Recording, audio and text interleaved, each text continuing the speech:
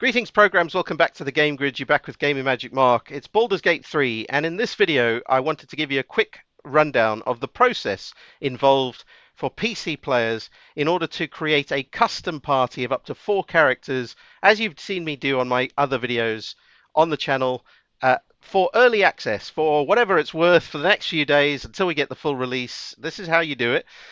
Big shout out to those who've created on YouTube and in the Steam guide section, and maybe those who've done it on web blogs and so forth, on how you do this process. I'm going to show you it now very quickly, just what I do. It takes 10 or 15 minutes just to set it up, and then you've got a full, custom party to enjoy trying out different character classes until full release. On full release, you'll be able to respec your companions even, and also hire mercenaries, I believe. So there's going to be lots of ways that you can create a custom party there. So this is only really for the next few days.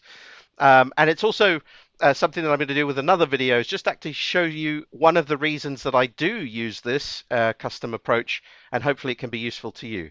Now, the first thing that I would do is I would actually go ahead and, unless you've got a beast of a PC, I would say go ahead and turn your video settings down to very low. And it's just for the time that we're doing this process. That's because even though I've got 16 gig of RAM, I haven't got a slouch of a PC, but it certainly starts to chug when we get to the 4 simultaneous copies of the game running. And that's what we need to do in order to set this up. So very briefly, what we're going to be doing is we're going to be setting up a multiplayer game. Okay, so that's the first thing I do, is set the video settings to ultra low, or very low, I should say. Then I'm going to go back to the main menu, okay, and that's where we're going to start a multiplayer game. Now, you would say, oh gosh, I don't want to have to play a multiplayer game the whole time. No, you don't have to. It's just for the first setup, and then from then on you can play a single player game, but with all your custom characters, which is very cool. Okay, so what I'm going to do is actually go to the multiplayer. Okay, I'm going to click on that. We're going to create a multiplayer game, so that we go to create and we click create. You don't have to change any of the other settings at this point. Okay, so we just let that load, and while it's loading, I'll just tell you a little bit about this process. So you're going to create a multiplayer game with up to 4 characters, okay, and then what we're going to do is we're going to save it and turn it into a single player game from which you then load and continue to play with your 4 custom characters, or up to 4 custom characters. I'm also going to rename this. Let's just call it Bobby's Lobby. I don't know why. Just rolls off the tongue. There we go. And so the next decision you've got to make really is, how many slots do you want open? 2, 3, or 4, or how many slots do you want to take? 2, 3, or 4. Now, if you choose 4, that means you're going to have a fully fleshed out party of 4 custom characters. It means that you probably can't run with any companions. At least I haven't been able to.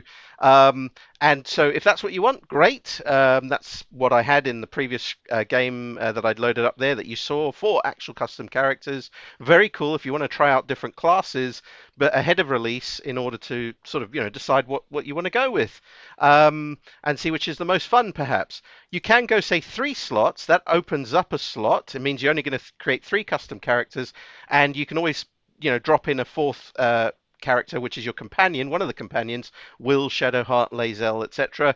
And that's quite flexible as well. If you want to kind of swap in different companions in order to meet certain challenges, in the game, you can do that, and that's quite cool as well. And if you want to go with, say, just 2, that's fine as well. We're going to go with 4, so I'll show you the full process. Okay, and the next thing we do is we just got to click direct connections here. So that gives me a server ID. I'm going to copy that to the clipboard, because what we're going to do is we're going to actually load up 3 other copies of the game simultaneously, and they're going to connect to this. They're going to direct connect to this actual game that we're creating here. So I click launch, and I just escape through the cinematic.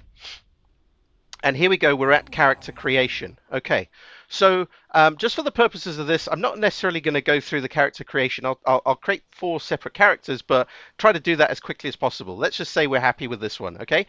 The next thing that you need to do is you need to go to something called Larry Launcher. Okay. Now, I know that some folks will be shouting at the screen now if you've done this process before. There's other ways to do it. There's other ways to launch the game, but I've found that, this works for me, and so I just run it from the launcher. Okay. There's no need to do that if you've got your other ways of starting up the game, but that's how I do it anyway.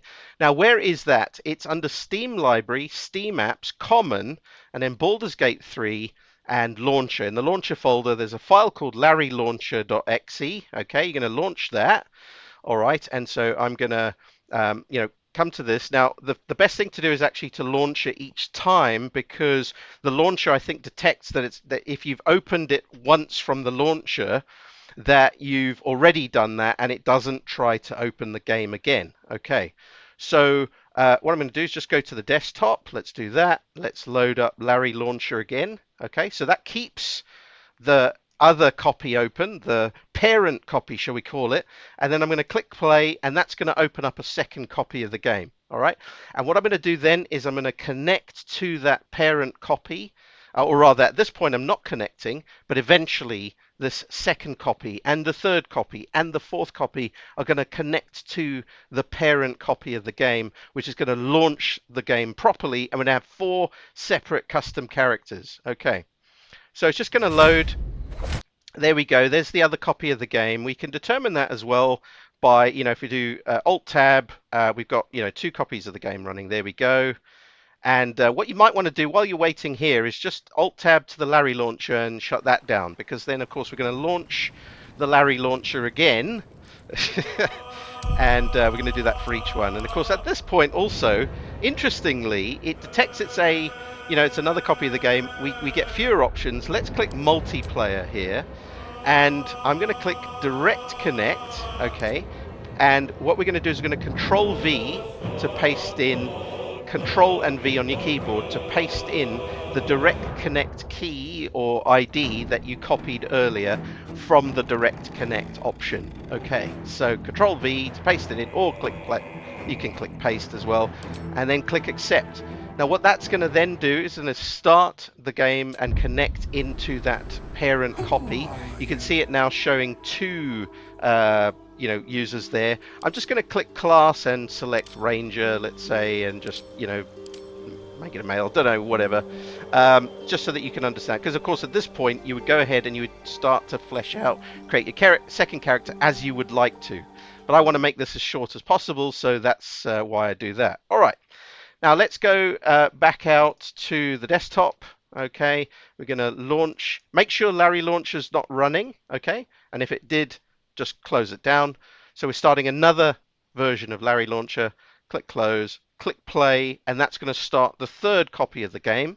Okay, and this is where it starts to take longer and longer, in terms of the loading process.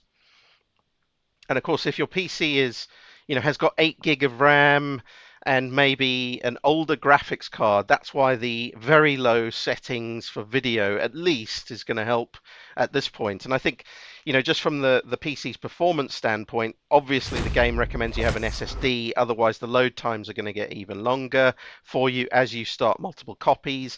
If you've got any other programs open, do shut them down.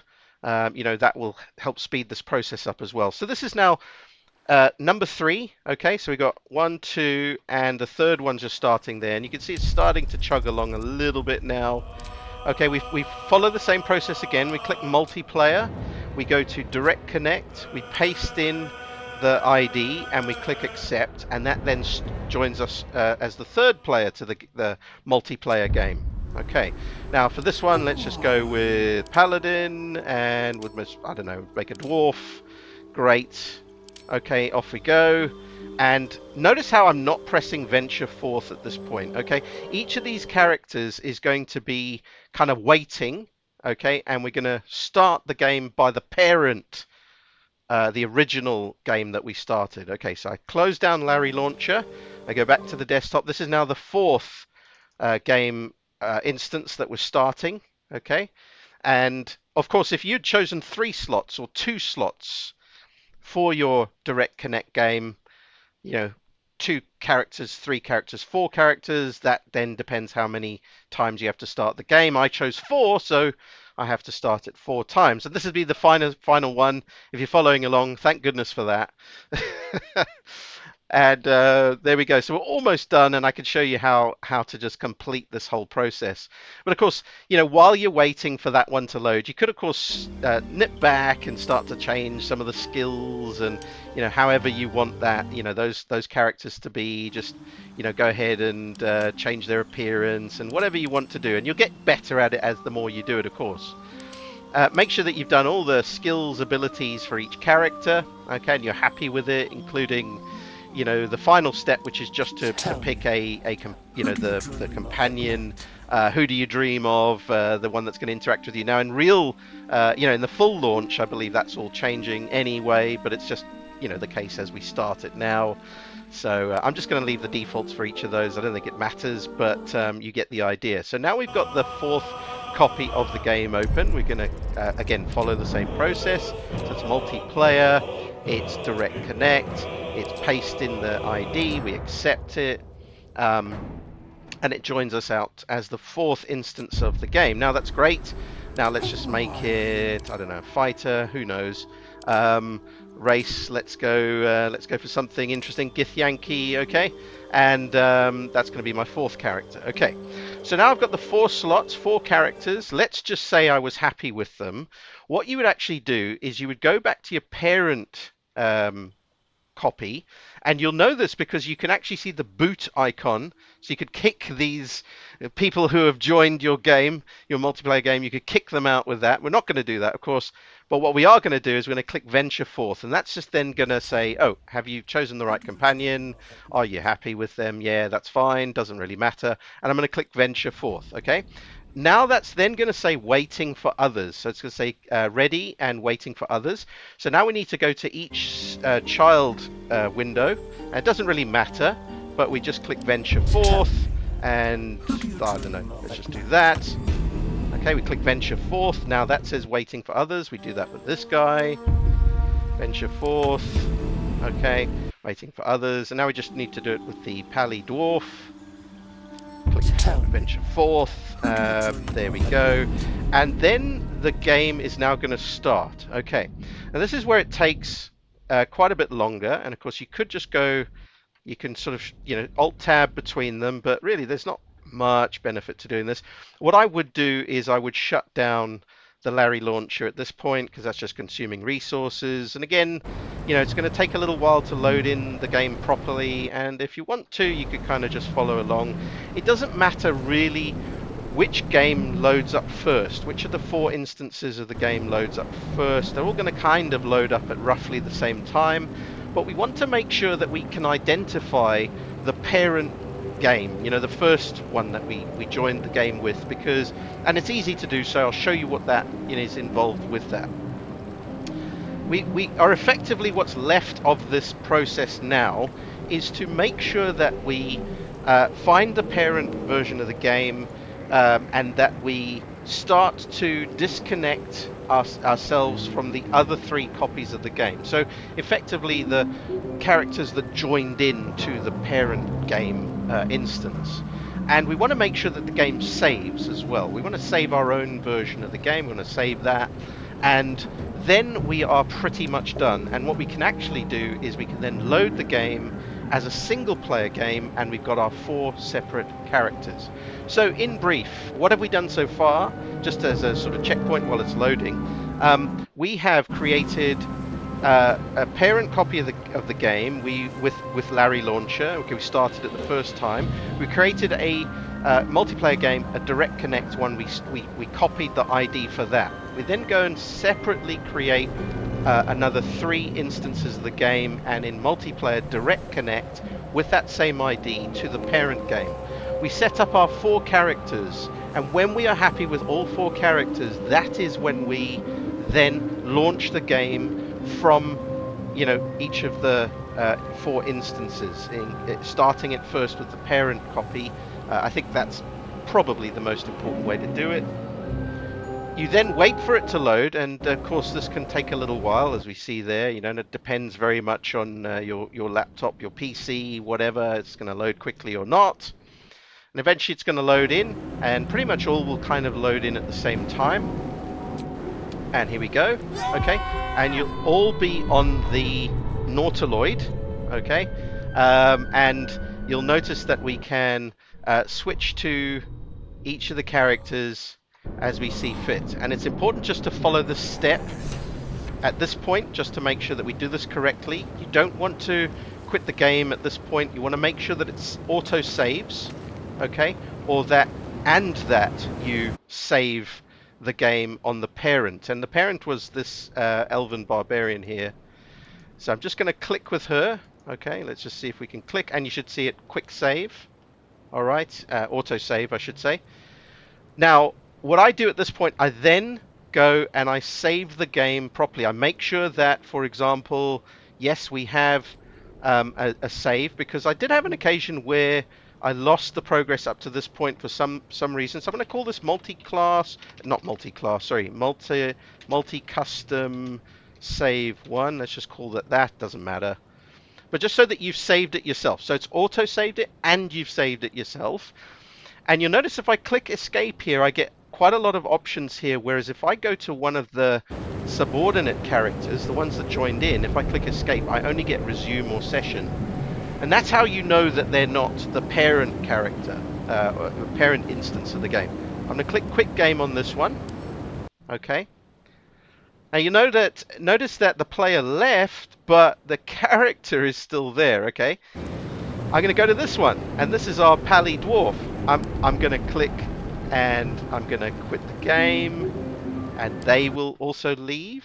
Okay, and it's actually showing us on the parent that the person left. Now, if I go to the remaining one and I press escape, or I click there and I click quit game, yes. Okay, now I'm left with just the parent copy. There we go. Okay. And you're nearly done. Okay, what I like to do is I like to just click and drag the character portraits to join them up as a group. I then get them to kind of run together, and you don't need to really play too much further. I then click escape, and I'll save the game again. Again, you know, some folks might go, well, I don't think that's necessary, but let me just do it again. Let's call it multi-2. There we go. You can always delete them afterwards. It's just that, as I said, one of the times I did it, I did lose my progress up to this point. It was a little bit annoying, but there we go. Now I'm going to literally either carry on playing, okay? I can also, at this point, because there's only one copy of the game running, I can adjust the video settings back to where it should be. You can see it thinks I need a low, which is fair enough. And, you know, you can set it to whatever you want. That's fine. And you can also escape out of the game if you want to. You could quit the game, and then let's just go back to main menu here. So we are effectively quitting that multiplayer game, and I just want to show you that effectively what you'll be doing from this point is you'll be starting the game as a single player save. Okay, so when I actually come into the main menu, so let's say you started the game again, we don't go to multiplayer this time, we go to load game. Okay, and there's my saves. Okay, and I just load that, and just to prove that this actually did work, and we've got all the characters that we were expecting, and we can go and enjoy ourselves now. You know, just to show you that that is actually what has happened. Let's hope that that's the case. And then, you know, the whole process has sort of taken 18 minutes or so. There we go. There's my character, my barbarian, my pally, my fighter, and whatever the other one was. Was it a ranger or something, a rogue, and there you go. So hopefully that's useful to you. Just again, if you've got this far, thank you very much for watching. I hope that's useful for you. It won't be for very long, because full release will probably make all of this less important. Shout out to all those who created this process and put it online. Thank you for doing that, and I hope you get the credit got the credit you deserved. In essence, start the game, create a multi player game, make it direct connect, copy the direct connect ID, start creating your character, go out from another instance of Larry Launcher, you launch the game, you direct connect via multiplayer with the ID you've just copied, start creating that character, do it again 2 or 3 times, depending on how many you went with in the first instance, and then make sure that you leave via the subordinate child copies of the game, leaving the parent running, group up all the characters, save, come out of there, make sure that you've got your single player game that you can load up with the 4 custom characters, and away you go. So thanks so much for watching. As always, I hope that was useful. Let me know in the comments if you've done it yourself. If there's any quicker way of doing it, let me know as well. And have a great day. Take care.